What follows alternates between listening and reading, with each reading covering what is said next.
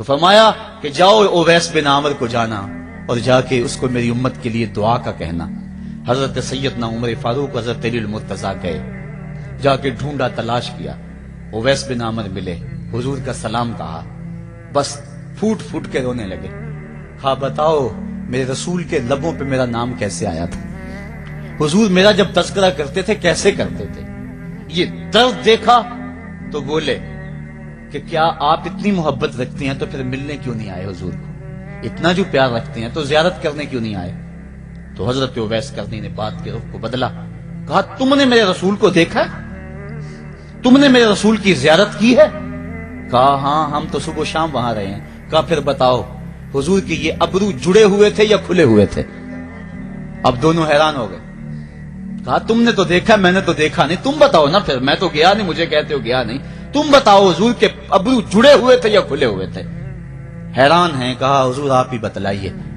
کہا کوئی دور سے دیکھتا تو جڑے ہوئے نظر آتے، قریب آ کے دیکھتا تو کھلے ہوئے نظر آتے۔ یہ وہ ہے جو ماں کی خدمت کرتا رہا اور حضور کے دربار میں حاضر نہیں ہو سکا، لیکن حاضری اس کی تھی، وہ جہاں بھی تھا وہ نبی کے قرب میں تھا۔ تو اس لیے ماں باپ کی خدمت اتنا بڑا وظیفہ ہے۔ اللہ کے حبیب صلی اللہ علیہ وسلم کی خدمت میں ایک شخص حاضر ہوا اور اس نے اذن جہاد طلب کیا، حضور میں جہاد پہ جانا چاہتا ہوں، مجھے اجازت مرحمت فرمائے۔ حضور نے فرمایا احیٌ والدا کا، کیا تیرے والدین زندہ ہیں؟ قالا نعم، عرض کی ہاں حضور میرے والدین زندہ ہیں۔ قالا ففیہما فجاہد، کہا جا ان کی خدمت کر، یہی تیرا جہاد ہے۔ ماں باپ کو بلکتا ہوا چھوڑ جائے اور آپ جہاد پہ چلا جائے، ماں فالج میں گری ہوئی ہے اور بیٹا تبلیغی گشت پہ چلا جائے، باپ تڑپ رہا ہے اور بیٹا پیر کی چوکھٹ پہ جھاڑو دیتا پھرے، اللہ راضی نہیں ہوگا۔ میں سچ کہتا ہوں، اپنے بھی خفا مجھ سے ہیں بیگانے بھی ناخوش، کہ میں زہر حلاحل کو کبھی کہہ نہ سکا کند، بات وہی کہتا ہوں سمجھتا ہوں جسے حق، نئے ابلائی مسجد ہوں نئے تہذیب کا فرزند، محمد عربی صلی اللہ علیہ وسلم سے بڑا پیر کون ہو سکتا ہے؟ لیکن حضرت وہ ویسے کرنی نہیں آ رہے۔ آقا کریم اپنے بٹن کھولتے ہیں اور کرن کی طرف، یمن کی طرف رخ کر کے لمبی سانسیں لیتے ہیں اور کہا میں رحمان کی خوشبو پا رہا ہوں۔ ایک دن صحابہ نے پوچھا بندہ نواز جس کے لیے تڑپتے ہو، جس کی ٹھنڈی ہوائیں آپ کو آ رہی ہیں، وہ آپ کا بڑا پیار کرنے والا ہے؟ کہا ہاں میرے سے بڑی محبت کرتا ہے۔ تو کہا پھر اتنی محبت کرتا ہے تو یمن تو دور نہیں ہے، بلال حبش سے آ گیا، سلمان فارس سے آ گیا، سہیب روم سے آ گیا، اور وہ یہاں یمن سے نہیں آ سکا؟ فرمایا اس کی بوڑھی اور نابینا ماں ہے جس کی خدمت اس کو نہیں آنے دیتی۔ اللہ اکبر۔ اب حضرت اویس کرنی نہیں آئے لیکن خیر التابعین کہلائے، آئے نہیں لیکن حضور ان کی یاد میں تڑپ رہے ہیں۔ اللہ، بلکہ حضور نے فرمایا کہ کوئی جائے اویس بن عامر کو ملے اور جب ملے تو اس کو کہنا میری امت کی بخشش کی دعا کرے۔ جو ماں باپ کی خدمت کرتا ہے اس سے ثابت ہوا اس کی دعائیں قبول ہوتی ہیں۔ میں نے ایک روایت میں پڑھا ہے کہ جو آدمی روزانہ اپنے والدین کے لیے دعا کرے، والدین زندہ ہوں تب بھی، والدین فوت ہو گئے ہوں تب بھی، یہ عادت بنا لے، روزانہ ماں باپ کے لیے دعا کرے، ساری زندگی اس کے رزق میں بے برکتی نہیں آئے گی، اللہ اس کو رزق کی فراوانی عطا کر دے گا۔ اور جو والدین کے لیے دعا نہیں کرتا اللہ تعالیٰ کی رحمتوں سے محروم ہو جاتا ہے۔ حضرت ابو ہریرہ رضی اللہ تعالیٰ عنہ جب بھی ہاتھ اٹھاتے تھے تو یہ دعا کرتے تھے، اللہم اغفر لابی ہریرہ ولأمی ولمن استغفر لہما، اے اللہ ابو ہریرہ کو بخش دے، حضرت ابو ہریرہ کی ماں کو بخش دے، اور قیامت تک جو ہم دونوں کے لیے بخشش کی دعا کرے اس کو بھی بخش دے۔ حضرت امام محمد بن سیرین ایک بزرگ ہوئے تابعی، جب بھی دعا کرتے تھے یہ دعا ضرور کرتے تھے، اے اللہ ابو ہریرہ کی بخشش کر دے۔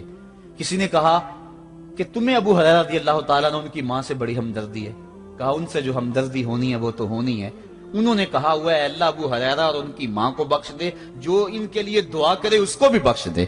تو میں دعا کر کے اپنی بخشش پکی کر رہا ہوں۔ تو والدین کے لیے دعا کرنا اللہ کی رحمت کو دعوت دینا ہے۔ تو فرمایا کہ جاؤ اویس بن عامر کو جانا اور جا کے اس کو میری امت کے لیے دعا کا کہنا۔ حضرت سیدنا عمر فاروق حضرت علی المرتضیٰ گئے، جا کے ڈھونڈا، تلاش کیا، اویس بن عامر ملے، حضور کا سلام کہا، بس پھوٹ پھوٹ کے رونے لگے۔ کہا بتاؤ میرے رسول کے لبوں پہ میرا نام کیسے آیا تھا؟ हुजूर मेरा जब तज़किरा करते थे कैसे करते थे, ये दर्द देखा तो बोले कि क्या आप इतनी मोहब्बत रखती हैं तो फिर मिलने क्यों नहीं आए हुजूर को, इतना जो प्यार रखते हैं तो ज़ियारत करने क्यों नहीं आए। तो हजरत उवैस करनी ने बात के रुख को बदला, कहा तुमने मेरे रसूल को देखा, तुमने मेरे रसूल की ज़ियारत की है। कहा हाँ हम तो सुबह शाम वहां रहे हैं। कहा फिर बताओ हुजूर के ये अबरू जुड़े हुए थे या खुले हुए थे। अब दोनों हैरान हो गए। कहा तुमने तो देखा मैंने तो देखा नहीं, तुम बताओ ना फिर, मैं तो गया नहीं, मुझे कहते हो गया नहीं, तुम बताओ हुजूर के अबरू जुड़े हुए थे या खुले हुए थे। हैरान हैं। कहा हुजूर आप ही बतलाइए। कहा कोई दूर से देखता तो जुड़े हुए नजर आते, करीब आके देखता तो खुले हुए नजर आते। ये वो है जो मां की खिदमत करता रहा और हुजूर के दरबार में हाजिर नहीं हो सका, लेकिन हाजिरी उसकी थी, वो जहां भी था वो नबी के कुरब में था।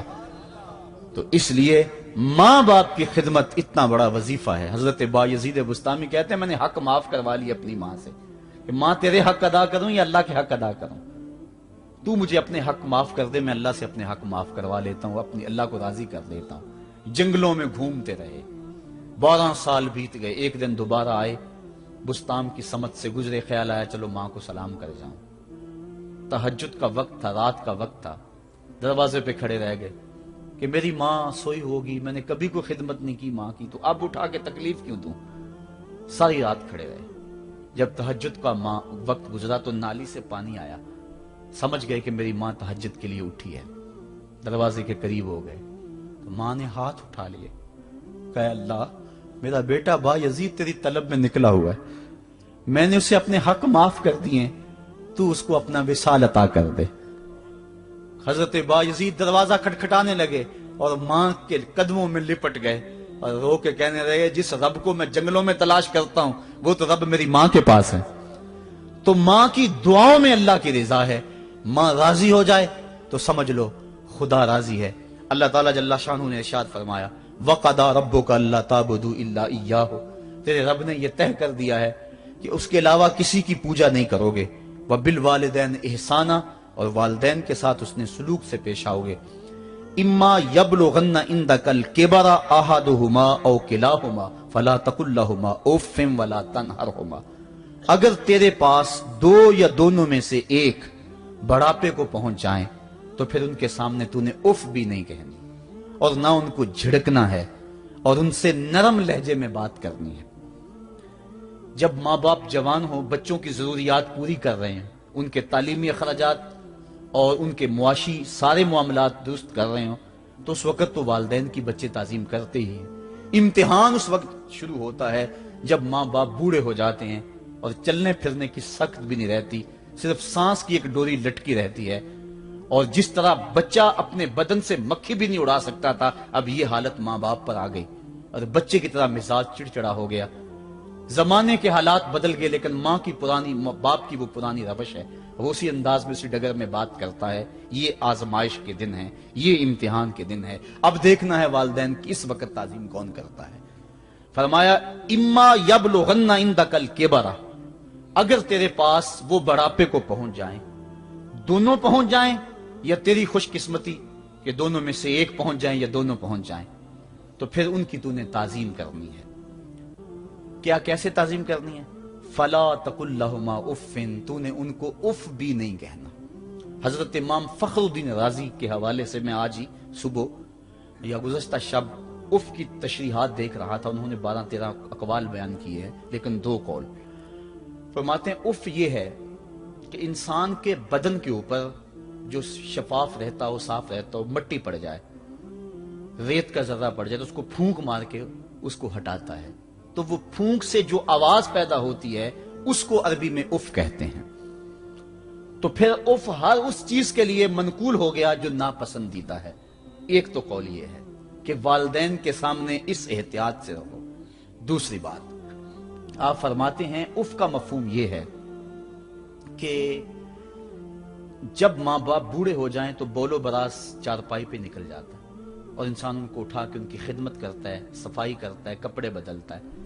इंसान की तबीयत में जो फितरी नफासत है उसके तहत उसको माँ बाप से जो मकरूह और नापसंदीदा बू आती है उससे वो बचना चाहता है। वो नफरत माँ बाप से नहीं होती, وہ نفرت اس بدبو سے ہوتی ہے جو ماں باپ کے بدن سے یا چارپائی سے یا کپڑوں سے اٹھ رہی ہے. تو بندہ اپنے جو ہے وہ ناک پہ کپڑا رکھ لیتا ہے اس بدبو سے بچنے کے لیے. تو اف کے مفہوم کو بیان کرتے ہوئے حضرت امام رازی کہتے ہیں کہ انسان کو اس بات سے بھی روکا گیا ہے کہ تو اپنے ناک پہ کپڑا رکھ کے اگر ان کو صفائی کر رہا ہوگا تو ماں باپ کے نازک دل پہ کہیں یہ بوجھ نہ آ جائے کہ میرا بیٹا مجھ سے نفرت کر رہا ہے. اس لیے والدین کی تعظیم کا عالم یہ ہے کہ تو کھلے ناک سے ان کی خدمت کرے اور وہ بدبو سہتا رہے اور اپنے ناک کے اوپر کپڑا بھی نہ رکھے کہ تیرے ماں اور تیرے باپ کے دل کے اندر اتنا خلال اور ملال بھی پیدا نہ ہو. یہ ہے اف کا زمرہ. حضرت امام حسن رضی اللہ تعالیٰ عنہ نے ساری زندگی اپنی والدہ حضرت فاطمہ زہرا کے ساتھ بیٹھ کے کھانا نہیں کھایا تھا. ایک دن حضرت سیدہ فاطمہ نے فرمایا کہ بیٹا میرا جی چاہتا ہے کہ میرے ساتھ تم بیٹھ کے کھانا کھاؤ لیکن تم نے کبھی بھی میرے ساتھ بیٹھ کے کھانا نہیں کھایا, کیا وجہ ہے اس کی؟ حضرت امام حسن فرمانے لگے, عرض کرنے لگے, امی میں اس ڈر سے آپ کے پاس بیٹھ کے کھانا نہیں کھاتا کہ کہیں کسی لقمے کی طرف آپ کی نظر بڑھ جائے اور میں عدم آگہی کی وجہ سے اپنے ہاتھ کو اس لقمے پہ ڈال لوں اور نہ جان سکوں کہ اس لقمے کو اٹھانے کا ارادہ میری ماں کے دل میں پیدا ہو چکا ہے اور میں اللہ کی رحمتوں سے محروم ہو جاؤں, اس ڈر سے میں آپ کے ساتھ بیٹھ کے کھانا نہیں کھایا کرتا. یعنی ماں باپ کی تعظیم کا عالم یہ ہے, اف تک نہ کہو. حضرت سعید بن المسیب رضی اللہ تعالی عنہ جلیل القدر تابعی ہیں, وہ فرماتے ہیں کہ والدین کے سامنے بیٹے کی حالت کیا ہونی چاہیے. وہ فرماتے ہیں جس طرح بھاگا ہوا غلام پکڑا جائے اور اس کو پکڑ کے جو ہے وہ آقا کے سامنے پیش کر دیا جائے تو اس بھاگے ہوئے غلام کو پکڑ کے جب آقا کے سامنے پیش کر دیا جائے تو جو حالت اس غلام کی ہوتی ہے بیٹے کی حالت یہ ماں باپ کے سامنے ہونی چاہیے. اب ان بیٹوں کو سوچنا چاہیے جو اپنے ماں باپ کو دقیانوسی کا تانا دیتے ہیں اور سمجھتے ہیں یہ اولڈ فیشن ہے, انہیں کیا پتا زمانہ کہاں چلا گیا ہے, اور ان کے فیصلوں کو مسترد کرتے ہیں. علماء نے اس بات کو تفصیل کے ساتھ بیان کیا ہے کہ شریعت کے جو قطعی ضابطے ہیں ان ضابطوں اور ان قوانین کو اور ان معاملات میں تو والدین کی فرما برداری نہیں ہوگی اللہ کی اگر معصیت ہوتی ہو, لیکن جو معاملے شک والے ہیں وہاں ماں باپ کے قول کو ترجیح دی جائے. تو فرمایا ان کے سامنے اف بھی نہیں کہنی, وَقُلْ لَهُمَا قَوْلًا كَرِيمًا, اور ان سے نرم لہجے میں بات کرنی ہے. وَخْفِضْ لَهُمَا جَنَاحَ الذُّلِّ مِنَ الرَّحْمَةِ, اور ان سے بات اور ان کے لیے اپنے بازو بچھا لینے ہیں نرم دلی کی وجہ سے, نرمی کی وجہ سے. جب جانور زمین کی طرف رخ کرتا ہے اوپر سے نیچے کی طرف آتا ہے تو اپنے پروں کو سکیڑ لیتا ہے, تو اس کے لیے یہ لفظ بولے جاتے ہیں وَخْفِضْ لَهُمَا جَنَاحَ. حضرت ابو ہریرہ رضی اللہ تعالیٰ عنہ جب بھی ہاتھ اٹھاتے تھے تو یہ دعا کرتے تھے, اللہم اغفر لأبی ہریرہ ولأمی ولمن استغفر لہما, اے اللہ ابو ہریرہ کو بخش دے, حضرت ابو ہریرہ کی ماں کو بخش دے, اور قیامت تک جو ہم دونوں کے لیے بخشش کی دعا کرے اس کو بھی بخش دے. حضرت امام محمد بن سیرین ایک بزرگ ہوئے تابعی, جب بھی دعا کرتے تھے یہ دعا ضرور کرتے تھے, اے اللہ ابو ہریرہ کی بخشش کر دے. کسی نے کہا کہ تمہیں ابو ہریرہ رضی اللہ تعالیٰ نے ان کی ماں سے بڑی ہمدردی ہے. کہا ان سے جو ہمدردی ہونی ہے وہ تو ہونی ہے. انہوں نے کہا ہوا ہے اللہ ابو ہریرہ اور ان کی ماں کو بخش دے, جو ان کے لیے دعا کرے اس کو بھی بخش دے. تو میں دعا کر کے اپنی بخشش پکی کر رہا ہوں. تو والدین کے لیے دعا کرنا اللہ کی رحمت کو دعوت دینا ہے.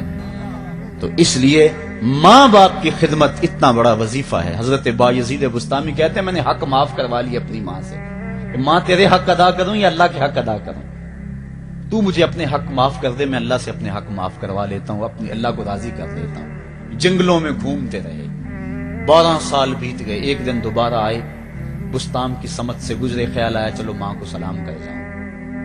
تہجد کا وقت تھا, رات کا وقت تھا, دروازے پہ کھڑے رہ گئے کہ میری ماں سوئی ہوگی, میں نے کبھی کوئی خدمت نہیں کی ماں کی, تو اب اٹھا کے تکلیف کیوں دوں.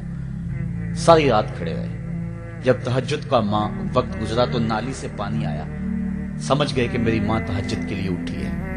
دروازے کے قریب ہو گئے, ماں نے ہاتھ اٹھا لیا, کہا اللہ میرا بیٹا بایزید تیری طلب میں نکلا ہوا ہے, میں نے اسے اپنے حق معاف کر دیے, تو اس کو اپنا وصال عطا کر دے. حضرت بایزید دروازہ کھٹکھٹانے لگے اور ماں کے قدموں میں لپٹ گئے اور رو کے کہنے لگے جس رب کو میں جنگلوں میں تلاش کرتا ہوں وہ تو رب میری ماں کے پاس ہے۔ تو ماں کی دعاؤں میں اللہ کی رضا ہے، ماں راضی ہو جائے تو سمجھ لو خدا راضی ہے۔